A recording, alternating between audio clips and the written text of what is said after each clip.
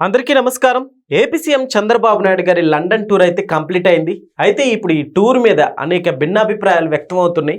So అసలు ఈ tour గురించి ఒకసారి డీటెయిల్గా తెలుసుకునే ప్రయత్నం చేద్దాం. ప్రస్తుతం స్టూడియోలో జర్నలిస్ట్ శేషరావు గారు ఉన్నారు. వెల్కమ్ చెప్దాం.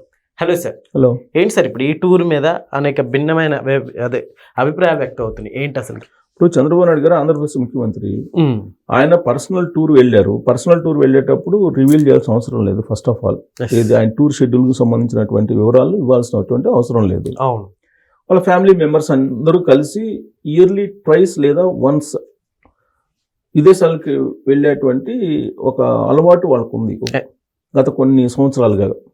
దాంట్లో భాగంగా వాళ్ళు వెళ్ళి ఉంటారు. కానీ వాళ్ళు వెళ్ళిన తర్వాత రకరకాలుగా కామెంట్స్ అయితే చేస్తూ ఉన్నారు. ఆ కామెంట్స్ దొరికైతే నేను వెళ్ళను, కానీ వాళ్ళు లండన్ టూర్లో ఏం చేస్తుంటారు అనేది నా expectation. It is not official information, but నా ఎక్స్పెక్టేషన్ నేను చెప్తున్నా. నాకున్నటువంటి కొన్ని పార్టీలో అంతర్గతంగా ఉండేటువంటి కొంతమంది లీడర్స్ నాకు బాగా పరిచయం ఉంది కాబట్టి వాళ్ళు బహుశా ఎక్స్పెక్ట్ చేసో లేకపోతే వాళ్ళకున్న ఇన్ఫర్మేషన్ నాకు షేర్ చేసిన దాన్ని మాత్రమే నేను ఎక్స్పెక్ట్ చేస్తున్నాను. చంద్రబాబు నాయుడు గారు లండన్ టూరు ముగిసింది. మరికొన్ని గంటల్లో వస్తారు. ఈ వీడియో చేసే టైంకి మరికొన్ని గంటల్లో ఆయన వచ్చే అవకాశం ఉంది. ఓకే. అయితే రాగానే ఖచ్చితంగా ఊహించినటువంటి మార్పులు అయితే ఉంటాయి. ఆంధ్రప్రదేశ్ పరిపాలనలో కానీ, ఆంధ్రప్రదేశ్ క్యాబినెట్లో కానీ, ఆంధ్రప్రదేశ్కి సంబంధించినటువంటి ఎమ్మెల్యేల విషయంలో కానీ ఇంతవరకు అంచనా వేయచ్చు. ఎందుకనంటే చంద్రబాబు నాయుడు గారు క్యాబినెట్ 4.0 ప్రజెంట్ కొనసాగుతుంది. అంటే 4వ ముఖ్యమంత్రి ఆయన. తెలుగు రాష్ట్రాలకి 4వ ముఖ్యమంత్రి. ఉమ్మడి ఆంధ్రప్రదేశ్లో 2 సార్లు ముఖ్యమంత్రి, విడిపోయిన ఆంధ్రప్రదేశ్కి 2వ ముఖ్యమంత్రి. 4.1 క్యాబినెట్ కంటిన్యూ అవుతుంది. సో 4.2ని మనం సంక్రాంతి తర్వాత చూడబోతున్నాము. దానికి సంబంధించినటువంటి మొత్తం డిజైన్, మొత్తం సంబంధించినటువంటి ప్రక్షాళనకు సంబంధించినటువంటి అంశాలు మొత్తం రెడీ చేసుకొని చంద్రబాబు నాయుడు గారు, లోకేష్ గారు లండన్ నుంచి ఆంధ్రప్రదేశ్లోకి దిగారు అని చెప్పి కొంతమంది ఎక్స్పెక్ట్ చేస్తున్నారు. ఓకే. 4.2 అని ఎందుకన్నానంటే, నేను ఈ మధ్యకాలంలో ఐఏఎస్లు, ఐపీఎస్లతో సమావేశం నిర్వహించిన సందర్భంగా చంద్రబాబు నాయుడు గారు 4.5 అని, 4.6 అని, 4.7 అని, 4.4 అని ఇలా లెక్కేస్తున్నారు. ఎందుకంటే ఐఏఎస్లు, ఐపీఎస్లతోటి 4వ ముఖ్యమంత్రి అయిన తర్వాత చంద్రబాబు నాయుడు గారు ఎన్నిసార్లు ఐఏఎస్లు, ఐపీఎస్లతో సమీక్షించారో తెలియజేస్తూ 4.5, 4.6 అంటే 5వ, 6వ సమావేశం అయ్యారని చెప్పి పెట్టారు. అలాగే ఇప్పుడు క్యాబినెట్ కూడా మనం 4.2 అనుకోవచ్చు. రాబోయేదాన్ని 4.2 అనుకోవచ్చు. అని 4వ ముఖ్యమంత్రిగా చంద్రబాబు నాయుడు అయిన తర్వాత క్యాబినెట్ ప్రక్షాళన చేయబోతున్నారు. ఓకే. యాక్చువల్గా చంద్రబాబు నాయుడు గారి మంత్రివర్గ కూర్పు ఎప్పుడు కూడా సహజంగా ఉమ్మడి ఆంధ్రప్రదేశ్లో కానీ, లేదంటే విడిపోయిన ఆంధ్రప్రదేశ్కి తొలిసారి ముఖ్యమంత్రి అయినప్పుడు కానీ ఎలా ఉండేది అంటే, సీనియర్స్ అనుభవం, అలాగే ప్రాంతాల ఈక్వేషను, సామాజిక వర్గాల ఈక్వేషన్ తోటి ఉండేది. ఓకే. కానీ ఈసారి మాత్రం 4వ ముఖ్యమంత్రి అయిన తర్వాత ఫస్ట్ టైం ఎమ్మెల్యేలుగా గెలిచినటువంటి వాళ్ళని క్యాబినెట్లోకి తీసుకున్నారు. వాళ్ళ యొక్క పర్ఫార్మెన్స్ కొందరిది బాగలేదు అనేటువంటి ఒపీనియన్కి వచ్చేసారు. ఎప్పుడో వచ్చేసారు చంద్రబాబు నాయుడు గారు. కానీ తొందరపడే నిర్ణయాలు ఎప్పుడు కూడా చంద్రబాబు నాయుడు గారు తీసుకోరు. అవకాశం ఇస్తారు, మ్యాక్సిమం అవకాశాలు ఇస్తూ ఉంటారు. ఈసారి క్యాబినెట్లో దాదాపు 7 సింగిల్ టైం ఎమ్మెల్యే గెలిచినటువంటి వాళ్ళు ఉన్నారు. ఓకే. అలాగే ఫస్ట్ టైం మంత్రులు అయినటువంటి వాళ్ళు కొంతమంది ఉన్నారు. సో వీళ్ళ యొక్క పర్ఫార్మెన్స్ 80% మంత్రులది బాగలేదు అనేటువంటిది చాలా కాలంగా వినిపిస్తుంది. ఆ కారణం చేత ఈ దాదాపుగా 2 years అవుతుంది. ఈ 2 yearsలో ఇంకా 2 years కాలేదు, 2 years కాబోతుంది. 16-17 నెలలు అయిపోయింది.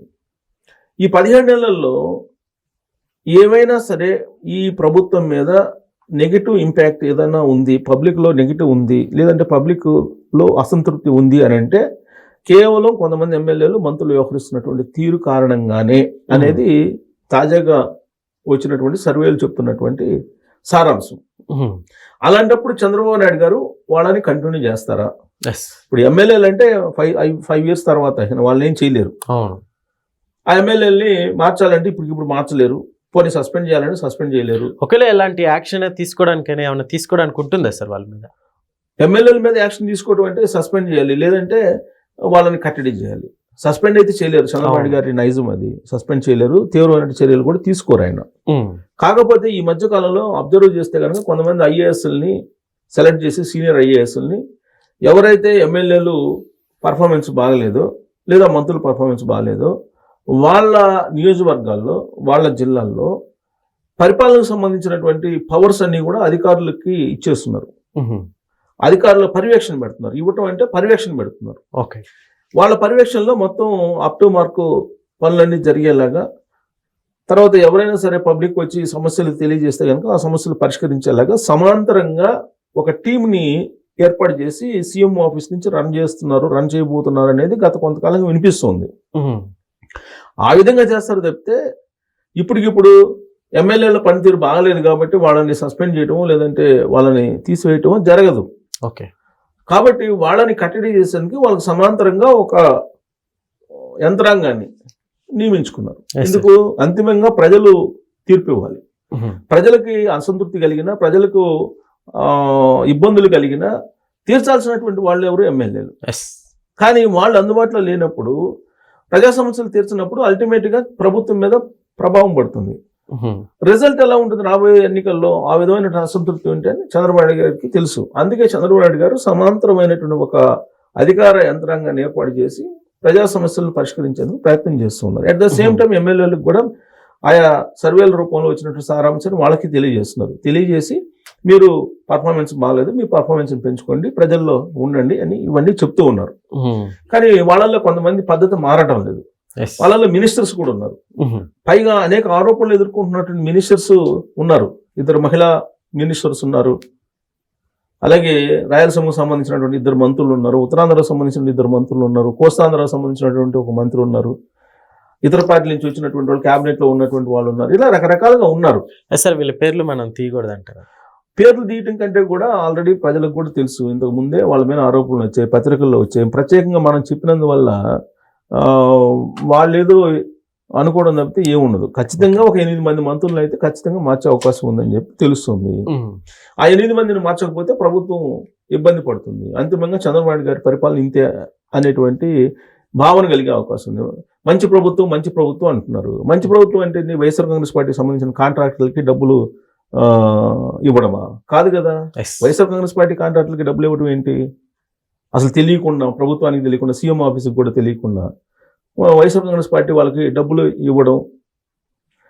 గతంలో ఇప్పుడు 2014 నుంచి 2019 మధ్యలో చంద్రబాబు నాయుడు గారు ముఖ్యమంత్రిగా ఉన్నప్పుడు ఆయన క్యాడర్కి సంబంధించినటువంటి పార్టీ హార్డ్ కోర్ వాళ్ళు కాంట్రాక్టులు చేస్తే వాళ్ళకి ఇంతవరకు డబ్బులు అందలేదు. ఇంతవరకు అందనటువంటి వాళ్ళు ఉన్నారు. వాళ్ళని కాకుండా వైఎస్ఆర్ కాంగ్రెస్ పార్టీకి సంబంధించినటువంటి 2019 నుంచి 2024 మధ్యలో పనులు కూడా చేయకుండా బిల్లులు పెట్టుకున్నటువంటి వాళ్ళకి డబ్బులు ఇచ్చారనేది న్యూస్ వస్తుంది. మరి ఇలాంటప్పుడు దానికి బాధ్యులు ఎవరిని చేయాలి? మంత్రులనే చేయాలి. కాబట్టి ఖచ్చితంగా చంద్రబాబు నాయుడు గారు కఠినమైన నిర్ణయాలు తీసుకుంటారు. చంద్రబాబు నాయుడు గారు ఇంతకు ముందులాగా కాదు, పక్కా సమాచారంతో ఒక చంద్రబాబు నాయుడు గారు కాదు, లోకేష్ గారు ఆల్రెడీ పార్టీలో ఏం జరుగుతుంది, తర్వాత పార్టీలో ఉండేటువంటి ఎమ్మెల్యేలు ఏం చేస్తున్నారు, తర్వాత పార్టీలో సంబంధించిన మంత్రులు ఏం చేస్తున్నారు, ఎవరేం చేస్తున్నారు, ఎవరి పర్ఫార్మెన్స్ ఎలా ఉంది అనేది క్లియర్ కట్గా ఆయన అబ్జర్వ్ చేస్తున్నారు. సర్వేలు తెప్పించుకుంటున్నారు.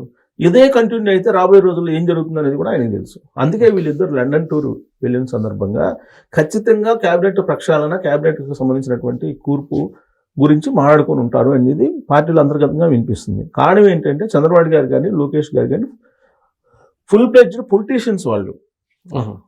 వాళ్ళు ఏదో వేరే యావిగేషన్స్ ఉండవు, ఓన్లీ పాలిటిక్స్ అంతే. Only politics. ప్రభుత్వం ప్రజెంట్ ప్రభుత్వంలో ఉన్నారు కాబట్టి ప్రభుత్వం. ఓకే. సో కాబట్టి దీని గురించి ఆలోచిస్తారు. చంద్రబాబు నాయుడు గారు మిగతా వాళ్ళలాగా పార్ట్ టైం పొలిటీషియన్స్ కాదు. కొంతమంది లాగా, మిగతా అంటే అందరు కాదు, కొంతమంది లాగా పార్ట్ టైం పొలిటీషియన్ కాదు ఆయన. అధికారంలో ఉన్నా లేకపోయినా ఆయన ఆంధ్రప్రదేశ్ గురించి, ఆంధ్రప్రదేశ్ ప్రజల గురించి, ఆంధ్రప్రదేశ్లో ఉండే రాజకీయాల గురించి ఆలోచిస్తారు. సేమ్ లోకేష్ గారు కూడా అంతే ఉంటుంది. కాబట్టి వాళ్ళు లండన్లో ఉన్నా, లేదంటే ఆస్ట్రేలియాలో ఉన్నా, లేదంటే స్విట్జర్లాండ్లో ఉన్నా, ఎక్కడున్నా సరే వాళ్ళు రాజకీయాల గురించి, ప్రభుత్వం గురించి, ప్రజల గురించి ఆలోచిస్తారు. కాబట్టి ఈ ప్రభుత్వంలో ఉండేటువంటి క్యాబినెట్ ప్రక్షాళన చేయకపోతే వచ్చే పరిణామాలు ఏంటి అనేది వాళ్ళకు స్పష్టమైన అవగాహన ఉంటుంది. కాబట్టి సంక్రాంతి తర్వాత కొత్త క్యాబినెట్ ఉండే అవకాశం ఉందని చెప్పి తెలుస్తూ ఉంది. It is not confirmation news, but పార్టీలో అంతర్గతంగా కొంతమంది సీనియర్స్ ఎక్స్పెక్ట్ చేస్తున్నటువంటి అంశం. Okay sir, thank you.